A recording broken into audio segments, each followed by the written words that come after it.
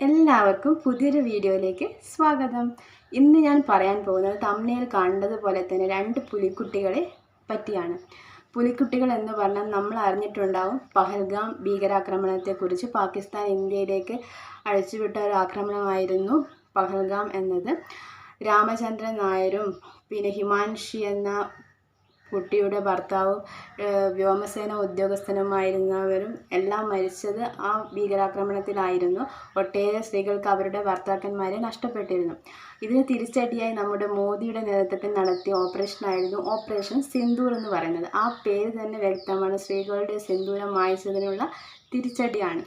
ആ തിരിച്ചടി നൽകിയത് രണ്ട് സ്ത്രീകളാണെന്ന് പറയുന്നതിൽ നമ്മൾ എപ്പോഴും അഭിമാനിക്കണം. ആ രണ്ട് സ്ത്രീകളാണ് സോഫിയ ഖുറേഷിയും വ്യോമിക സിംഗും. ഇന്ത്യൻ സൈന്യത്തിൻ്റെ തിരിച്ചടിയെ 3 വേർഡ്സിൽ പറയുകയാണെങ്കിൽ കൃത്യം, വ്യക്തം, ശക്തം. കൃത്യമായ പ്ലാനിംഗ് ഉണ്ടായിരുന്നു, വ്യക്തമായ ആളുകളെ തിരഞ്ഞെടുത്തു, ശക്തമായി തന്നെ നമ്മൾ തിരിച്ചടിച്ചിട്ടുണ്ട്. അതിന് നേതൃത്വം നൽകിയ സോഫിയ ഖുറേഷിയെ പറ്റി നമുക്ക് നോക്കാം. സോഫിയ ഖുറേഷി എന്ന് പറയുന്നത് ഗുജറാത്തുകാരിയാണ്. ബയോ കെമിസ്ട്രിയിൽ ബിരുദാനന്തര ബിരുദം നേടിയ ആളാണ് കേണൽ സോഫിയ ഖുറേഷി.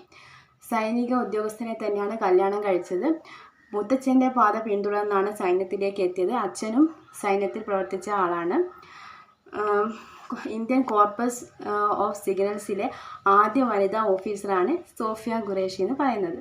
2016 ഇന്ത്യ ആതിഥേയത്വം വഹിച്ച എക്സസൈസ് ഫോഴ്സ് 18 രാജ്യങ്ങളെ അണിനിരത്തിയ സൈനിക അഭ്യാസത്തെ ഇന്ത്യൻ സൈന്യത്തെ നയിച്ചത് ഈ സോഫിയ ഖുറേഷി എന്ന പെൺപുലിയാണ്.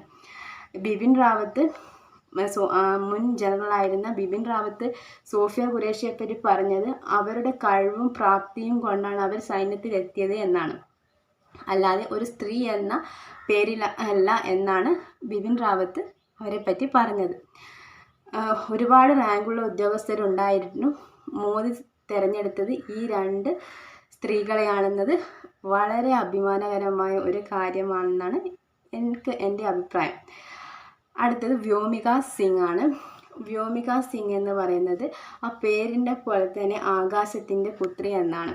ആ പേര് അനർത്ഥമാക്കും വിധമായിരുന്നു വ്യോമികയുടെ ജീവിതവും. 6ാം ക്ലാസ്സിൽ മനസ്സിൽ ഉറച്ച ആഗ്രഹമായിരുന്നു വ്യോമസേനയിൽ ചേരുക എന്നത്. അതുപോലെ തന്നെ എഞ്ചിനീയറിംഗ് കഴിഞ്ഞ് വ്യോമസേനയിൽ ചേരുകയും അതിദുർഘടമായ പാതയിൽ കൂടെ വിമാനം പറത്തുകയും ചെയ്ത ഒരു അനുഭവ സമ്പത്തുള്ള ആളാണ് വ്യോമിക സിംഗ് എന്ന് പറയുന്നത്.